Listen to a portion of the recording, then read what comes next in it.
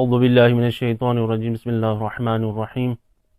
عزیزان محترم، گران و وروڼو، مؤمنینو، پیغمبر اسلام یوه ورځ شیطان کسي څه ډېر خفه دی. پیغمبر اسلام تنه پختنه کوي ای ملعونه ویلی تو دومره خفه یې. شیطان وتی چې یا رسول الله د تا امت والا څو کارونه و هغه شیونه چې هغه تا امت والا کله وکړي هغه کارونه مو ته ډېر تکلیف نه میلویږي.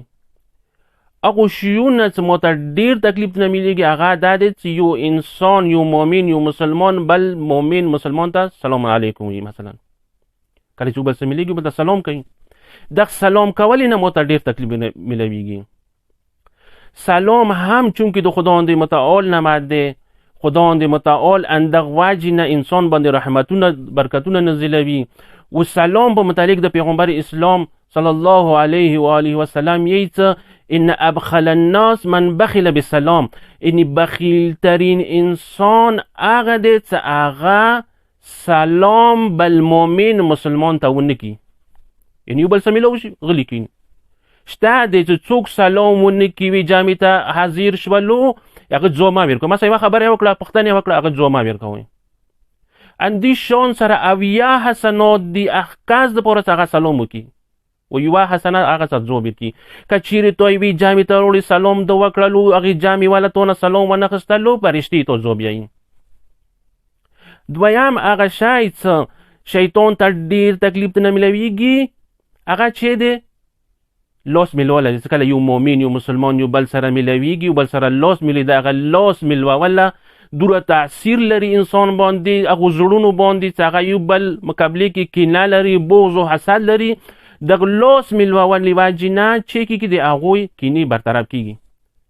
تاسې وطنو کې لیدلي وي چې کله دوه کسان مراور شي بیا چې کله خولي کوي یو بل سره غوږې ولګوي میلاو کي، او یو بل سره چې کله لاسونه میلاو کي د هغوی کینو نه، زړه نه، حسد، بغض هغه شونه ختم کېږي. چې کله کینه، بغض دا شونه ختم شول بیا هغه انسان یو بل څه نه غیبت کوي نه تهمت لګوي.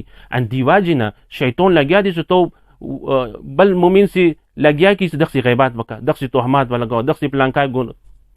چې کله حسد نه وي، مینه محبت وي، څوک یو بل نه غیبت کوي، څوک یو بل نه تهمت لګوي. دې وجې نه شیطان ته تکلیف میلویږي. دریم هغه شی چې شیطان ته ډېر تکلیف ته نه میلویږي، مو ذکر هم کړلو مخکې ویډیو کې، هغه بسم الله دی. چې کله دسترخوان وچولی شي ټول مؤمنین مؤمنات و اندې شان سره مسلمان اول بسم الله یي. بسم الله چې کله ذکر کړله هغه دسترخوان باندې برکت چولی شي. کوم کار ته شروع کوي هغه باندې بسم الله برکت وکړي چولی شي. څلورم هغه شی چې کله تا امت والا یو کار کوي انشالله نه، انشالله سبا بازار ته ځم، انشالله سبا پلانکی کار کوم، انشالله سبا زمینداره کوم، انشالله سبا پلانکی نی کار شروع کوم. د انشالله یعنی توکل بر خدا. کوم کار چې تا خدا باندې متعال باندې توکل وکړلو، یعنی ته دې کې چې زه هېڅ نه یم، که چیرې خدای ونه غواړي زه هېڅ نه یم. پنځم هغو شیونو نه چې هغه شیطان ته ډېر غمګین کوي، ډېر ناراحت کوي، ډېر خب کوي او خفګان اظهار کوي، هغه دا چې کله صبح نه ماښامه پورې دغه کس ګناهانې وکړلې و شپې ټیم دی ووایي چې استغفرالله توبه مې خدای ما نن ورځې کې څومره ډېر، چونکې مستحب هم دی چې انسان ماښام چې کله څملي هغه نه مخکې خپل حساب کتاب وکړي، نن مې څومره ښه کارونه وکړل، نن مې څومره بد کارونه، نن مې څومره تهمتونه ولګول. دا ټولو حساب کتاب انسان په کار دی وکړي. هغه ګناهانې چې کومې کړي دي ورځې کې هغه نه که چیرې استغفار وکړي و توبه وکړي، خداوند متعال د کس چې کوي توبه بخکي. شپږم هغو شیونو نه چې هغه ته شیطان ته ډېر تکلیف ته نه میږي هغه صلوات بر محمد و آل محمد. اللهم صل علی محمد و آل محمد.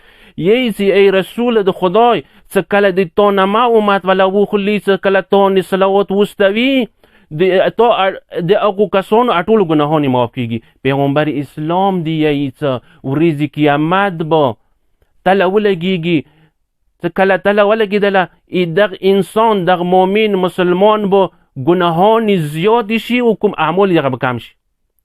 و دې ټایم نه به هغه ملایکې د دغ سړي د دغ انسان هغه صلواتونه چې هغه د دنیا کې مو باندې ستولي وو هغه صلواتونه به د دې اعمال نه کیخللی شي هغه نه بعد د مؤمن هغه مسلمان هغه طلب اوچاته شي هغه ګناهان به معاف شي یې چې قیامت ورځې به هغه کس دنیا کې د پیغمبر نه ما یې واورېدله صلوات یې نه واستولو قیامت ورځې نه هغه نه بهشت لی راغلطېږي و اندېشان سره وام هغه شی چې شیطان ته ډېر تکلیف نه میلاویږي هغه دا چې کله د اهل بیت د پیغمبر اولاد څوک وکسي د هغوی احترام وکړي چونکې مو وطن کې که سودی ملک زوی دی د حجي زوی دی بیا ډېر احترام یې کوو پیغمبر نه بلتر ملک څوک شته د هغه اولاد نه بلتر څوک شته که چیرې مو د هغه اولاد احترام وکړو مو داسې کړی لکه پیغمبر احترام کړی وي پروردګار عالم د موږ ته دغو نیکو عادتونو توفیق راکړي ببرکت صلوات بر محمد و آل محمد صلوات اللهم صل علی محمد و آل محمد وعجل فرجهم